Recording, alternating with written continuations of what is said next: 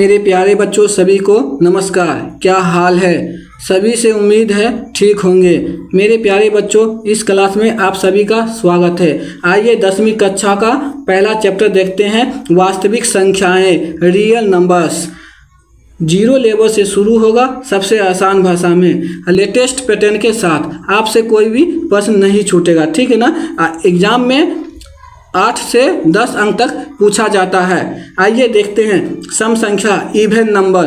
वो संख्या जो 2 से पूर्णतः विभाज्य हो उसे सम संख्या कहते हैं। कहने का मतलब ये हुआ कि वैसा संख्या जो 2 से पूरा भाग लग जाए उसे हम क्या बोलेंगे? सम संख्या। देखिए जैसे में क्या हो गया, 2, 4, 6, 8 इत्यादि, ये सब संख्या है ना, 2 से पूरा भाग लग जाएगा। आइए देखते हैं। देखिए 2 से पूरा भाग लग जाना चाहिए। देखिए 2 से लगाएंगे, एक बार में पढ़ेंगे तो 2 आया, कट जाए। देखिए एक पूरा भाग लग गया। पूरा भाग लगने का मतलब क्या हुआ? शेष 0 बचना चाहिए। देखिए 2 से भाग देंगे 4 में। देखिए 2 दूना 4, क्या बच गया? शेष। पूरा भाग लग जाने का मतलब क्या होता है? 0, शेष 0 बचे। तो वैसा संख्या जो 2 से पूरा भाग लग जाए उसे क्या बोलेंगे? सम संख्या। आइए देखते हैं आगे।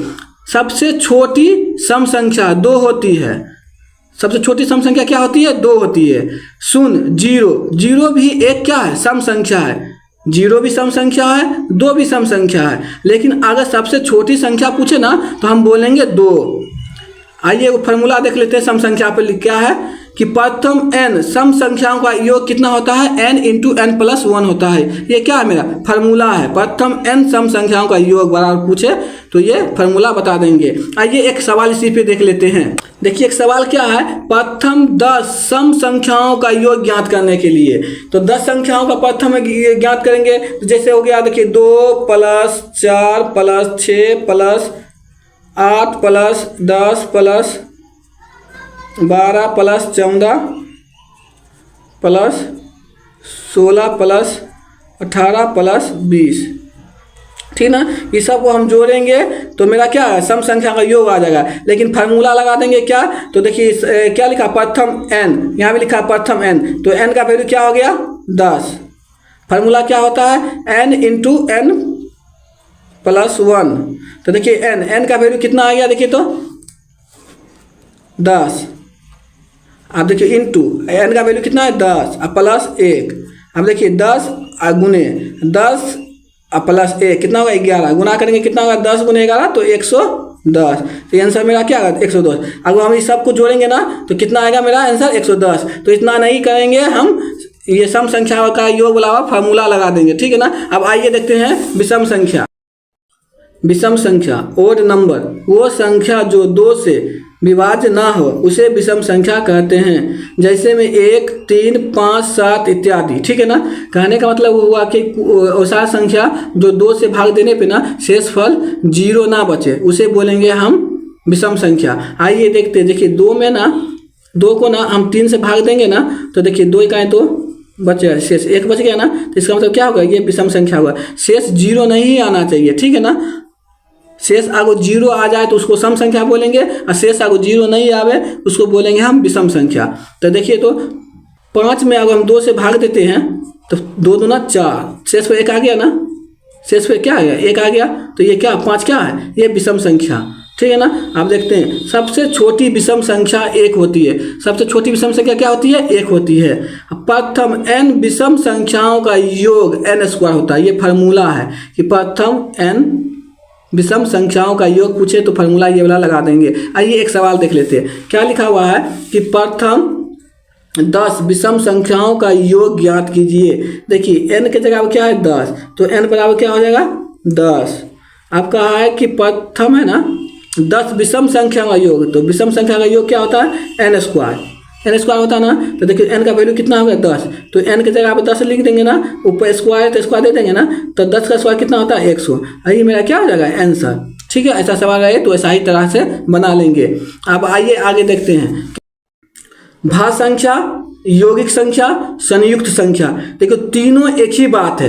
भाज्य संख्या बोले या यौगिक संख्या बोले या संयुक्त संख्या बोले, बात एक ही है। एग्जाम में यौगिक संख्या दे दिया जाएगा या संयुक्त संख्या दे दिया जाएगा तो हम समझ जाएंगे क्या कि भाज्य संख्या के बारे में बताना है। तो वो संख्या जो एक और स्वयं, स्वयं मतलब क्या होता है, खुद के अलावा दूसरी संख्या से भी विभाज्य हो उसे भाज्य संख्या कहते हैं। कहने का मतलब हुआ क्या कि कोई भी संख्या में एक से भाग लगे, खुद से भाग लगे, इसके अलावा कोई और दूसरी संख्या से भी भाग लग जाए, उसी को हम क्या बोलेंगे, भाज्य संख्या बोलेंगे। आइए देखते हैं 4 जो है ना, देखिए इसमें 1 से भी भाग लग जाएगा, 4 को 4 से भी भाग लग जाएगा, ठीक है ना, 4 में ना 2 से भी भाग लग जाएगा। तो देखिए 1 से तो लगिए गया, स्वयं से भी लगिएगा, लेकिन कोई दूसरी संख्या से भी भाग लग रहा है 2 से, तो ये बोलेंगे भाज्य संख्या। आप देखते हैं 6, ठीक है ना, तो 6 में देखिए 1 से भी भाग लग जाएगा, ये खुद से भी भाग लग जाएगा। आप देखिए 6 में अगर हम 2 से भाग देंगे तभी लग जाएगा, 3 से भाग देंगे तभी लग जाएगा। तो ये क्या है मेरा, ये भाज्य संख्या है। तो वैसा संख्या जो एक और स्वयं के अलावा दूसरी संख्या से भी भाज्य हो उसे क्या बोलेंगे हम, भाज्य संख्या। आइए अब आगे देखते हैं। देखिए सबसे छोटी भाज्य संख्या बोले ना तो 4 बोलेंगे, ध्यान देना है, सबसे छोटी भाज्य संख्या बोले तो क्या बोलेंगे हम, 4। आइए देखते हैं आगे। देखिए अभाज्य संख्या, उसी को बोलते हैं हम रूट संख्या, अभाज्य संख्या को बोलते हैं रूट संख्या। प्राइम नंबर, वो संख्या जो एक और स्वयं खुद के अलावा दूसरी संख्या से विभाज्य ना हो उसे अभाज्य संख्या कहते हैं। जैसे में 2, 3, 5, 7, 11 इत्यादि, ठीक है ना। कहने का मतलब कि ऐसा संख्या लेंगे जिसमें 1 से भाग लग जाए और खुद स्वयं से भाग लग जाए और किसी संख्या से भाग ना लगे, उसे हम बोलेंगे अभाज्य संख्या। अब आइए देखते, देखिए 2 में क्या 1 से भाग लगेगा और 2 में 2 खुद से भाग लगेगा, अब किसी संख्या से भाग नहीं लगता है, इसका मतलब 2 क्या हो गया मेरा, अभाज्य संख्या हो गया। क्या हो गया, अभाज्य संख्या हो गया। देखिए आप देखते हैं 3 में 1 से भाग देंगे तो लग जाएगा, और 3 में ना 3 से भाग देंगे तो लग जाएगा, और किसी दूसरी संख्या से भागने ना लगेगा, तो ये क्या हो जाएगा मेरा, अभाज्य संख्या। आप देखते हैं 5 में ना 1 से भाग देंगे तो लग जाएगा, और 5 में खुद से भाग देंगे तो लग जाएगा, तो 5 क्या है, ये अभाज्य संख्या है, ये किसी और संख्या से नहीं लगेगा, ठीक है ना। तो आइए देखते हैं अभाज्य संख्या हो ये गया। अब देखते हैं सबसे छोटी अभाज्य संख्या क्या होती है, 2 होती है। देखिए 2 सबसे छोटी अभाज्य संख्या है, और नोट में लिख दिए 2 एक ऐसी संख्या है जो अभाज्य संख्या भी है और सम संख्या भी है।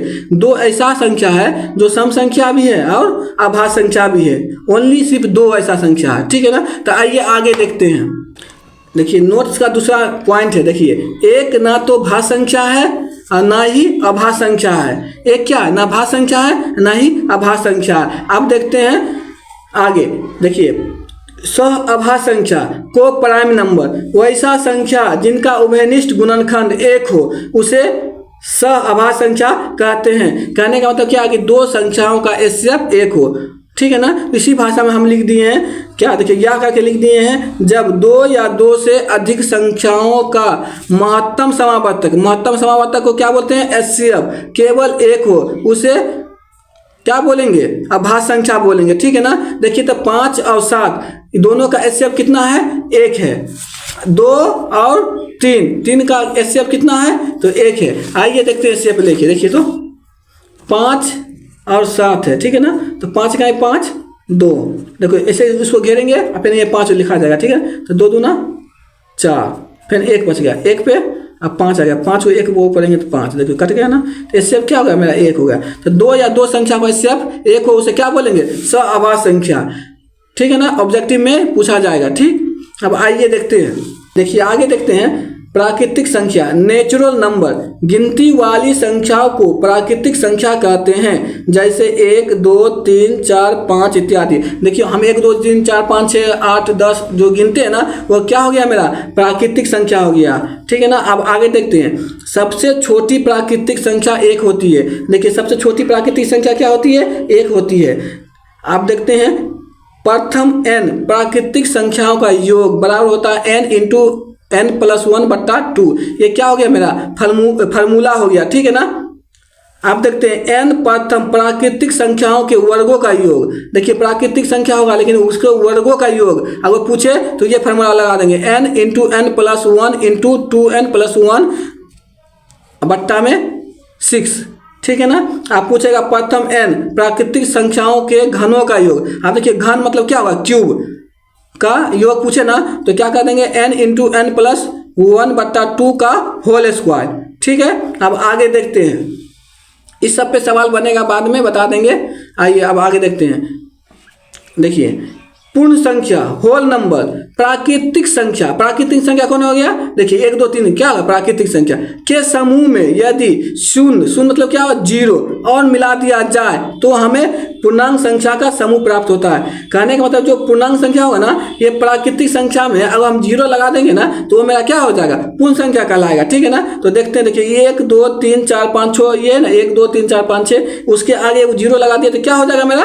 पूर्ण संख्या। तो सबसे छोटी पूर्ण संख्या क्या होती है? 0 होती है। देखिए सबसे छोटी पूर्ण संख्या क्या है?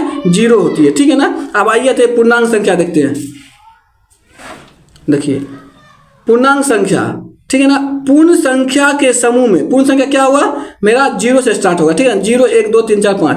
तो कहा पूर्ण संख्या के समूह में यदि प्राकृतिक संख्या क्या होगा? 1 2 का धनात्मक अंक, धनात्मक होता क्या होगा? माइनस, और मिला दिया जाए तो हमें पूर्णांक संख्या का समूह प्राप्त होता है। जैसे में आइए हम समझाते हैं। देखिए पूर्ण संख्या के समूह, तो पूर्ण संख्या क्या हो गया मेरा? 0 1 2 3 4 5, यही सब क्या है मेरा? पूर्ण संख्या। तो हम भी यहाँ लिख दिए 0 1 2 3 4 लिख दिए ना। तो कह रहा है कि अगर प्राकृतिक संख्या का ऋणात्मक, प्राकृतिक संख्या कौन होता है? देखिए 1 2 3 4 5 होता है प्राकृतिक संख्या। तो ऋणात्मक अंक तो माइनस में देखिए जोड़ते हैं, -1 -2 -3 -4, ये मिला देंगे ना तो क्या हो जाएगा मेरा? पूर्णांक संख्या। पूर्णांक संख्या ना 3 प्रकार की होती है। आइए कौन कौन देखते हैं। देखिए पूर्णांक संख्या 3 प्रकार की होती है। देखिए धनात्मक संख्या, ऋणात्मक संख्या, उदासीन पूर्णांक, कहने का मतलब 0 0। आइए देखते हैं धनात्मक पूर्णांक, पॉजिटिव नंबर। 0 से बड़े पूर्णांक को धनात्मक पूर्णांक कहते हैं। कहने का मतलब 0 से बड़ा होना चाहिए। तो ठीक है, 0 से बड़ा क्या होता है? 1 2 3 4 5। तो jैसे हम लिखते हैं 1 2 3 4 5, ये 0 से बड़ा है ना, उसी को क्या बोलेंगे हम? धनात्मक पूर्णांक, पॉजिटिव नंबर। आप देखते हैं ऋणात्मक संख्या, नेगेटिव नंबर। 0 से छोटे पूर्णांक को ऋणात्मक पूर्णांक कहते हैं। कहने का मतलब 0 से छोटा होना चाहिए। देखिए 0 से छोटा क्या होगा? -1 होगा। 0 से छोटा क्या? -2 -3 -4 -5, ये सब क्या हो गया मेरा? ऋणात्मक संख्या। अब उदासीन पूर्णांक या 0 0 देखते हैं। ऐसा पूर्णांक जिस पर होगा, यहाँ पर होगा, जिस पर धनात्मक और ऋणात्मक चिन्ह का कोई भी प्रभाव ना पड़े उसे उदासीन पूर्णांक कहते हैं। जैसे 0, देखिए 0 है ना, उसमें ना प्लस पड़ता है ना ही माइनस पड़ता है, तो वो कौन संख्या हो गया? उदासीन पूर्णांक हो गया, 0 हो गया। ठीक है ना? अब आइए आगे देखते हैं। देखते हैं परिमेय संख्या। परिमेय संख्या जो संख्या p/q के रूप में लिखा जा सके, जहां p तथा q पूर्णांक है तथा q बराबर नहीं हो 0 के, तो उसे परिमेय संख्या कहते हैं। कहने का मतलब क्या होता है कि जो संख्या है ना हम बट्टा में लिख लेंगे ना, उसको हम बोलेंगे परिमेय संख्या, लेकिन बट्टा में 0 नहीं आना चाहिए। अब आइए देखते हैं। देखिए मान लीजिए 5 है, कुछ नहीं है बट्टा में, तो क्या 1 छिपा हुआ रहता है, तो देखिए बट्टा p/q के रूप में लिखा गया, बट्टा के रूप में लिखा गया ना, तो क्या है 5 मेरा? ये परिमेय संख्या है। देखिए 0/1, किसी भी संख्या के नीचे बट्टा 1 छिपा हुआ था, तो क्या होगा? p/q के रूप में लिखा गया, तो 0 क्या हो गया मेरा? एक परिमेय संख्या हो गया। आप देखते हैं, लेकिन q बराबर 0 नहीं होना चाहिए। कहने का मतलब q का वैल्यू जो है ना 0 नहीं होना चाहिए। आप कहते हैं कि जैसे मान लो कि 5/0, इसका इन्फिनिटिव हो जाता है। ठीक है ना? तो ये 0 नहीं होना चाहिए, तो ये क्या हो जाएगा? ये परिमेय संख्या नहीं होगा, बट्टा में नहीं लिखा है। ठीक है ना? आप देखते हैं जैसे 6/0, तो ये क्या परिमेय संख्या है? नहीं है। क्या? क्योंकि q बराबर है ना, q बराबर 0 नहीं होना चाहिए, यहाँ q बराबर 0 आ गया। ठीक है ना? ये चलती ये क्या है? परिमेय संख्या नहीं है। तो आइए देखते हैं। जैसे में 0 1 22/7 होगा 3.14 √25। देखिए √25 क्या है? √25 एक परिमेय संख्या। देखिए √25, इसका 5 निकल जाएगा ना, 5 निकल जाएगा तो बट्टा में कुछ नहीं, तो एक हम लिख सकते हैं ना। तो क्या होगा? p/q के रूप में लिखा गया ना, करेंगे मतलब बट्टा में लिखा गया ना, तो क्या हो गया? परिमेय संख्या हो गया। ठीक है ना? आप देखते हैं √36, इसका 6 निकल जाएगा, अब बट्टा में कुछ नहीं तो 1 है, तो p/q के रूप में लिखा है। देखिए बट्टा में लिखा गया, q बराबर 0 नहीं है, तो क्या हो गया? परिमेय संख्या हो गया। अब आगे देखते हैं। देखिए 2 परिमेय संख्याओं के बीच अपरिमित रूप से ना अनेक परिमेय संख्या होती है। कहने का मतलब क्या? देखिए 0 और 1 जीरो क्या है? परिमेय संख्या। एक भी परिमेय संख्या है। तो दो परिमेय संख्याओं के बीच कितना परिमेय संख्या होगा? तो अनंत परिमेय संख्या होगा, वही लिख दिए, ठीक है ना। अगर एक परिमेय संख्या है 22/7 क्या है मेरा? एक परिमेय संख्या है, तो दो परिमेय संख्याओं के बीच कितना संख्या होना चाहिए? तो लिखेंगे अनंत। तो कोई भी दो परिमेय संख्या ले लेंगे, जैसे हमारे 6 ले लिए और 7 लिए, दोनों परिमेय संख्या, ठीक है ना। तो दोनों के बीच कितना परिमेय संख्या है? तो अनंत परिमेय। अब आइए आगे देखते हैं। लिखा हुआ है कि परिमेय संख्या शांत या अशांत आवृत्ति होती है। कहने का मतलब क्या है कि परिमेय संख्या है ना, शांत या अशांत आवृत्ति होती है। आवृत्ति में तो क्या होता है कि एक ही संख्या बार बार रिपीट करना, तो उसमें भी परिमेय संख्या होगा। देखिए अगर हम 2 में ना 10 से भाग देंगे ना, तो देखिए 5 बार में कट जाएगा ना, क्या होगा? से 0 हो गया। तो क्या 10 मेरा क्या है? ये शांत है। लेकिन देखिए 3 में अगर हम 10 से भाग देंगे ना, तो 3 तिया 9 1, ठीक है। अब दशमलव देंगे तो 0 हो जाएगा, तो 3 तिया 9। तो जिंदगी में भाग देंगे ना, तो ये 3 3 3 3 आते रहेगा, ठीक है ना। तो क्या होगा कि आवृत्ति संख्या को रिपीट हो रहा है ना, उसी को बोलते हैं आवृत्ति। तो 3.3 पे अगर रिपीट हो रहा है ना, इस पर एक दे देंगे, तो ये भी मेरा क्या हो जाएगा? ये परिमेय संख्या हो जाएगा। तो वही बात यहाँ का, परिमेय संख्या शांत या अशांत आवृत्ति का होता है। देखिए अशांत होता है लेकिन आवृत्ति का होता है, जो एक ही संख्या बार बार रिपीट होता है, ठीक है ना। अब अपरिमेय संख्या देखते हैं। देखिए अपरिमेय संख्या, जो संख्या p/q के रूप में ना लिखा जाए उसे अपरिमेय संख्या कहेंगे, ठीक है ना। पाई एक अपरिमेय संख्या, ठीक है ना। √2 एक अपरिमेय संख्या, 3 अपरिमेय संख्या, √5 अपरिमेय संख्या। देखिए 2.50, फिर 5 एगो, फिर डबल 0, फिर 5 3 गो 0, फिर 5 4 गो 0, फिर 5 6 गो 0। तो जिंदगी भर ऐसे करते चल जाएंगे, लेकिन खत्म नहीं होगा, ठीक है ना। ये बट्टा में हम नहीं लिख सकते हैं, ठीक है ना। तो इसको क्या बोलेंगे हम? अपरिमेय संख्या। देखिए पाई का मान जो होता है ना, कोई रियल वैल्यू नहीं होता है 22/7, ठीक है ना, या 3.14 कोई रियल वैल्यू नहीं है, ठीक है ना। तो पाई का मान क्या है? ये बदल के अंक आते रहेगा जिंदगी भर, ठीक है ना। फिर भी तो p/q के रूप में नहीं हम लिख सकते हैं, इस चलते इसको हम क्या बोलते हैं? पाई को अपरिमेय संख्या। देखिए दो अपरिमेय संख्याओं के बीच अपरिमित रूप से अनेक अपरिमेय संख्या होती है। कहने का मतलब देखिए पाई और √2 क्या है? ये अपरिमेय संख्या है। तो दोनों के बीच कितना अपरिमेय संख्या होगा? अनंत अपरिमेय संख्या होगा, ठीक है ना। आप देखते हैं √2 और √3, ये दोनों क्या है? अपरिमेय संख्या। तो दोनों के बीच कितनी अपरिमेय संख्या हो सकती है?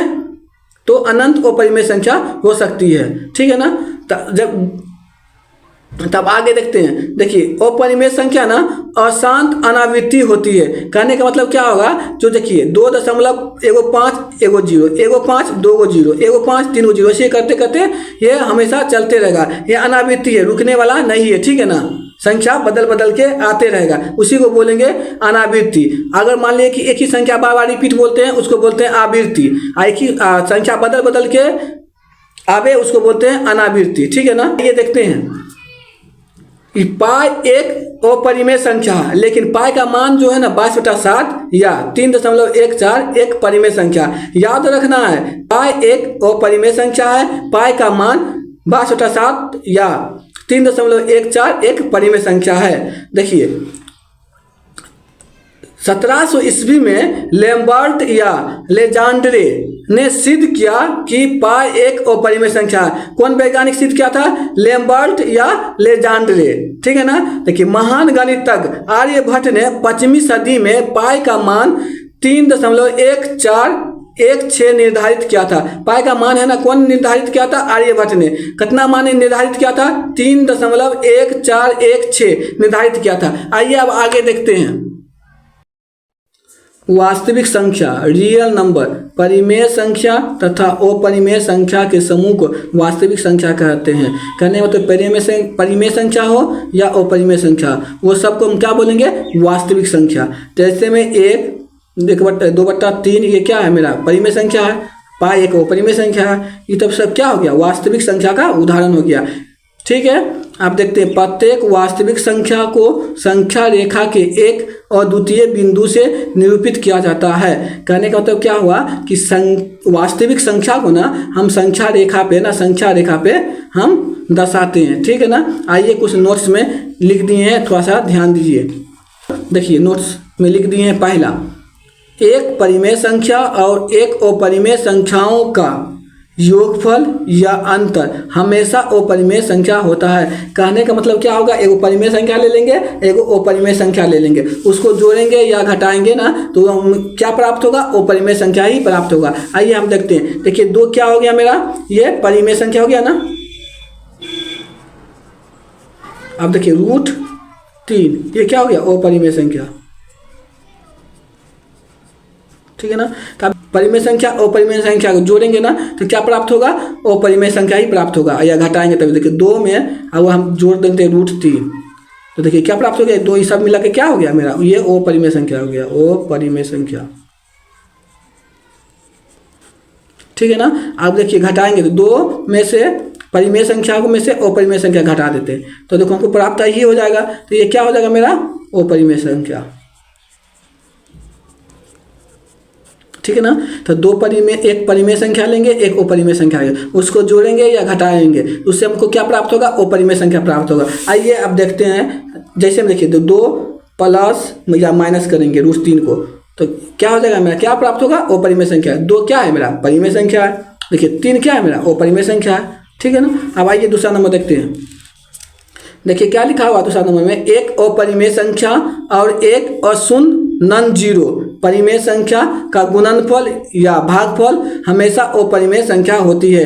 कहने का मतलब क्या हुआ कि एक परिमेय संख्या लेंगे और एक जीरो को छोड़ के कोई परिमेय संख्या ले लेंगे ना, उसको गुना करेंगे या भाग देंगे ना तो मेरा अपरिमेय संख्या ही प्राप्त होगा। आइए आप देखते हैं, जैसे 2 हो गया, क्या मेरा हो गया, ये परिमेय संख्या हो गया, और √3 हो गया क्या, अपरिमेय संख्या। देखिए गुना करेंगे, देखिए 2 गुने √3 तो क्या आ जाएगा, 2√3। ये क्या मेरा निकल गया, ये अपरिमेय संख्या निकल गया ना। आप देखिए 2 मेरा क्या है, परिमेय संख्या, और √3 से भाग देंगे तो क्या आ जाएगा, ये आ गया। तो क्या है मेरा, वो अपरिमेय संख्या है। कहने का मतलब क्या होगा कि एक अपरिमेय संख्या लेंगे, एक परिमेय संख्या लेंगे। देखो 0 परिमेय संख्या ना, इसको छोड़ के लेना है, 0 को नहीं लेना है, ठीक है ना। तो एक परिमेय संख्या, एक अपरिमेय संख्या लेंगे और दोनों को जोड़ेंगे या गुना करेंगे, ठीक है ना। तो मेरा क्या प्राप्त होगा, अपरिमेय संख्या प्राप्त होगा। देखिए एक परिमेय संख्या लिए, एक अपरिमेय संख्या, उसमें जोड़े या घटाए तो क्या प्राप्त होता है, अपरिमेय संख्या प्राप्त होता है, ठीक है ना। आप देखिए 2 अपरिमेय संख्या को जोड़े, घटावे, गुना या भाग दे तो परिणाम परिमेय या अपरिमेय कुछ भी हो सकता है। कहने का मतलब क्या हुआ कि 2 अपरिमेय संख्या लेंगे, 2 अपरिमेय संख्या लेंगे ना, इसको हम घटाएंगे या जोड़ेंगे या गुना करेंगे या भाग देंगे तो परिमेय भी हो सकता है और अपरिमेय भी हो सकता है। आइए हम देखते हैं। देखिए क्या है, देखो जैसे में देखिए तो क्या लिखा हुआ है, देखिए 3 प्लस √2 ये क्या है मेरा, क्या हो गया, अपरिमेय संख्या हो गया। ये देखिए 3 प्लस √2 ये भी क्या हो जाएगा मेरा, अपरिमेय संख्या। इसको हम घटाते हैं, देखिए तो 3 प्लस √2 तो माइनस प्लस माइनस हो जाएगा, माइनस क्या हो जाएगा, प्लस माइनस √2। देखो √2 कर जाएगा, 3 कर क्या 0, तो 0 क्या हो गया मेरा, परिमेय संख्या हो गया, ठीक है ना। अब यहाँ देखते हैं, इसी सवाल को देखते हैं। देखिए कि 3 प्लस √2 क्या हो गया मेरा, ये अपरिमेय संख्या हो गया, ठीक है ना। अब इसी को हम जोड़ते हैं, ठीक है ना। तो अब देखते हैं -3 और √2 एक ही देखते हैं, ये मेरा अपरिमेय संख्या, ये मेरा क्या अपरिमेय संख्या, इसको जोड़े देखिए तो ये अपरिमेय संख्या प्राप्त होगा। देखो 3 ये प्लस √2 और देखो प्लस माइनस माइनस, और देखिए 3 आप ठीक है प्लस √2 हो गया, ठीक। देखो ये 3 से 3 कट जाएगा ना, देखो एक √2 एक √2 2 √2 हो गया, ठीक है ना। तो ये मेरा अपरिमेय संख्या प्राप्त हो गया, ठीक है ना। ये मेरा परिमेय संख्या प्राप्त हो गया, ठीक है ना, अपरिमेय। तो कहने का मतलब क्या हुआ कि 2 अपरिमेय संख्या को जोड़ेंगे या घटाव करेंगे या गुना करेंगे, ठीक है ना, या भाग देंगे तो क्या मेरा अपरिमेय संख्या भी प्राप्त हो सकता है या परिमेय संख्या ही प्राप्त हो सकता है। देखिए जैसे में देखिए ये इसको है ना, हम कैलकुलेशन करेंगे ना तो बराबर 6 आएगा, इसको कैलकुलेशन करेंगे तो कितना आएगा, 6 आएगा, ठीक है ना। अब इसको कैलकुलेशन करेंगे ना √2 आएगा, ठीक है ना। तो ये परिमेय संख्या की अपरिमेय संख्या है, तो अपरिमेय संख्या, ये परिमेय संख्या की परिमेय संख्या, कभी परिमेय संख्या प्राप्त होता है, कभी अपरिमेय संख्या प्राप्त होता है। आइए अब आगे देखते हैं, आइए देखते हैं। देखिए प्राकृतिक संख्या, प्राकृतिक संख्या क्या होता है, 1 होता है, 2 होता है, 3 होता है, ठीक है ना। आप देखते हैं पूर्ण संख्या, तो सभी प्राकृतिक संख्या पूर्ण संख्या होती है। पूर्ण संख्या क्या होती है, ये वो जीरो लगा देंगे, ठीक है ना, इसमें अगर जीरो लगाते हैं प्राकृतिक संख्या में तो ये क्या हो जाएगा, पूर्ण संख्या हो गया। तो सभी प्राकृतिक संख्या पूर्ण संख्या होती है, ठीक है ना, जीरो लगा दिए, ठीक है ना। तो पूर्णांक संख्या, पूर्णांक संख्या क्या लिखा है, पूर्णांक संख्या। पूर्णांक संख्या क्या होता है कि माइनस वाला अंक जोड़ देंगे, ठीक है ना, -1 -2 -3 ये माइनस वाला जोड़ देंगे ना अगर पूर्ण संख्या में, तो क्या हो जाएगा, पूर्णांक संख्या हो जाएगा। तो कहने का मतलब कि सभी प्राकृतिक संख्या पूर्ण संख्या होती है और सभी पूर्ण संख्या पूर्णांक संख्या होती है, ठीक है ना, पूर्णांक संख्या। और सभी पूर्णांक संख्या क्या होती है, परिमेय संख्या होती है। तो याद रखना कि प्राकृतिक संख्या, सभी प्राकृतिक संख्या पूर्ण संख्या होती है, सभी पूर्ण संख्या पूर्णांक संख्या होती है, सभी पूर्णांक संख्या परिमेय संख्या होती है, ठीक है ना। तो आइए पहला चैप्टर का थ्योरी क्लास खत्म हो गया, कल से टारगेट बुक का क्वेश्चन करेंगे।